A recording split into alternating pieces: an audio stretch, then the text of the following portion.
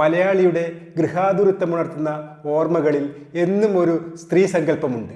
ഗ്രാമീണതയും ശാലീനതയും മുറ്റിനിൽക്കുന്ന ഒരു സ്ത്രീ സങ്കല്പം. മലയാളിത്വത്തെയും മലയാളി ചന്തത്തെയും ഗ്രാമീണതയും ശാലീനതയും എല്ലാം അവൻ ഭാവന ചെയ്യുമ്പോൾ അവൻ്റെ മനസ്സിൽ ഇന്നും പെട്ടെന്ന് കടന്നു വരുന്ന രൂപം അരനൂറ്റാണ്ടിനു മുമ്പ് മലയാള സിനിമയിൽ കേരളീയ ജീവിതത്തിൻ്റെ വിവിധ തലങ്ങളിലൂടെ വിവിധ സ്വഭാവങ്ങളുള്ള കഥാപാത്രങ്ങളെ അഭിനയിച്ച് പ്രേക്ഷക മനം കവർന്ന പ്രശസ്ത നടി ശാരദയുടേതാണ്. എന്നാൽ മലയാളിത്വത്തിൻ്റെ പ്രതീകമായി മലയാളി കൊണ്ടു നടന്ന ആ രൂപം മലയാളിയുടേതായിരുന്നില്ല.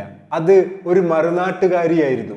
ആന്ധ്രാപ്രദേശിൽ ജനിച്ച സരസ്വതി എന്ന ശാരദ കുഞ്ചാക്കോയുടെ ഇണപ്രാവുകളിലൂടെയാണ് മലയാളത്തിലേക്ക് ആദ്യമായി കടന്നു വന്നത്. മലയാള സിനിമയിലെ അക്കാലത്തെ നായികാ സാന്നിധ്യമാവട്ടെ അംബിക പത്മിനി രാഗിണിമാരുടെയും ജയഭാരതി ശീലമാരുടെയും കൈകളിലായിരുന്നു. വികാരങ്ങളെ വിസ്ഫോടനമാക്കി മാറ്റി അഭിനയിക്കുന്നവർ, കണ്ണീരും ശബ്ദവും ശരീരഭാഷയും ശക്തമായി ഉപയോഗിക്കുന്ന അഭിനേത്രികൾ, അതിനാടകീയ വൈകാരിക വിക്ഷോഭങ്ങളിലൂടെ പ്രേക്ഷകരെ കണ്ണീരിലാഴ്ത്താൻ കഴിവുള്ളവർ, അവർക്കിടയിലേക്കാണ് ശാരദ കടന്നു വന്നത്. എന്നാൽ അവരിൽ നിന്നും ഏറെ വ്യത്യസ്തമായിരുന്നു ശാരദയുടെ അഭിനയ രീതി. വികാരങ്ങളെ വിസ്ഫോടനമാക്കാതെ അകത്തേക്ക് ചുരുക്കി അഭിനയിക്കാനാണ് അവർ ശ്രമിച്ചത്. അവരുടെ കഥാപാത്രങ്ങൾ പ്രേക്ഷകരെ കരയിപ്പിക്കുന്നതിനുമപ്പുറം വിട്ടുമാറാത്ത ഒരു വേദനയായി പ്രേക്ഷകർക്ക് ഉള്ളിലേക്ക് ആഴ്ന്നിറങ്ങിയിരുന്നു. അങ്ങനെ മനുഷ്യ മനസ്സിന്റെ ആഴങ്ങളിൽ ഒളിഞ്ഞിരിക്കുന്ന വേദനയെ ഒരു കലാരൂപമാക്കി തൻ്റെ സൂക്ഷ്മഭാവചലനങ്ങളിലൂടെ പുറത്തെത്തിച്ച അഭിനേത്രിയാണ് ശാരദ. അവർ ദുർബലമായ കഥാപാത്രങ്ങളെ അവതരിപ്പിക്കുമ്പോൾ പോലും അഭിമാനവും ആത്മബലവുമുള്ള സ്ത്രീകളെയാണ് അവതരിപ്പിച്ചത്. ബുദ്ധിമാന്ദ്യം സംഭവിച്ച വേലായുധനെ സ്നേഹിക്കുകയും ഒടുവിൽ ഗതികേട് കൊണ്ട് അവനെ ഭ്രാന്തൻ എന്ന് പറഞ്ഞ് ആട്ടിയോടിപ്പിക്കുകയും ചെയ്യേണ്ടി വന്ന ഇരുട്ടിന്റെ ആത്മാവിലെ അമ്മുക്കുട്ടിയെ നമുക്ക് എങ്ങനെ മറക്കാൻ കഴിയും?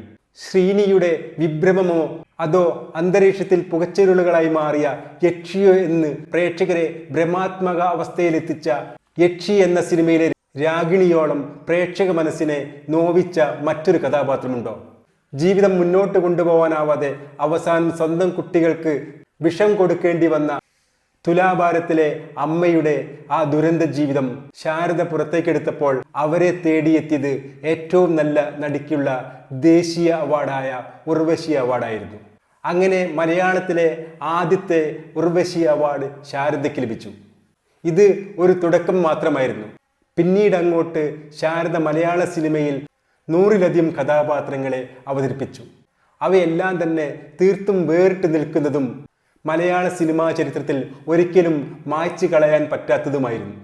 നിഴലും വെളിച്ചവും കലർന്ന black and white Malayala cinema കാലത്തെ ശാരദയുടെ പ്രകടനങ്ങൾ വേറിട്ട് തന്നെ നിൽക്കുന്നു.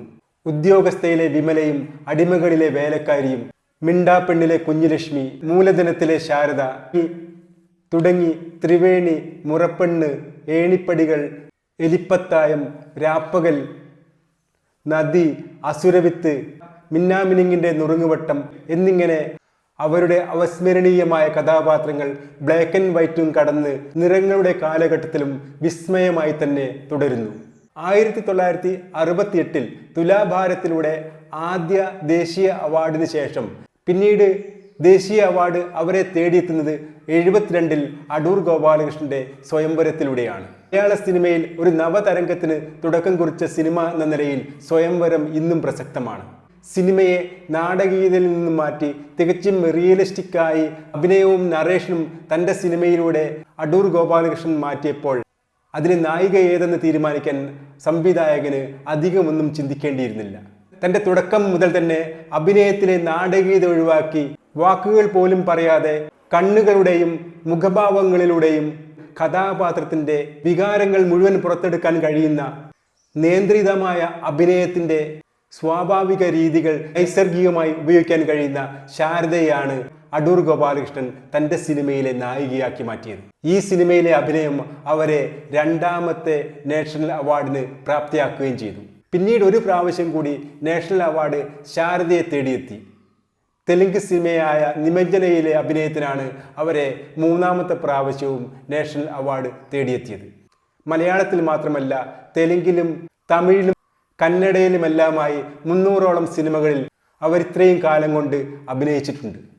തീർച്ചയായും മലയാളത്തിൻ്റെ ഏറ്റവും വലിയ സമഗ്ര സംഭാവനകൾക്കുള്ള ചലച്ചിത്ര പുരസ്കാരമായ JC ഡാനിയൽ അവാർഡ് മലയാള സിനിമാ മേഖലയ്ക്ക് അവർ നൽകിയ സമഗ്ര സംഭാവനയുടെ പേരിൽ അവർക്ക് ലഭിക്കുമ്പോൾ അത് അല്പം വൈകിപ്പോയെങ്കിലും ഏറ്റവും ഉചിതമായ വ്യക്തിക്ക് തന്നെയാണ് ലഭിക്കുന്നത്.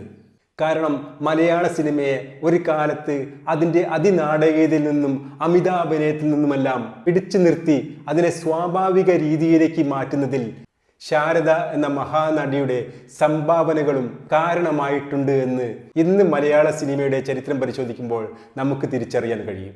ഈ വീഡിയോ ഇവിടെ അവസാനിക്കുന്നു. ഈ വീഡിയോ ഇഷ്ടപ്പെട്ടെന്ന് കരുതുന്നു. ഇഷ്ടപ്പെട്ടാൽ ലൈക്ക് ചെയ്യുക, കമൻറ്റ് ചെയ്യുക, സബ്സ്ക്രൈബ് ചെയ്യുക.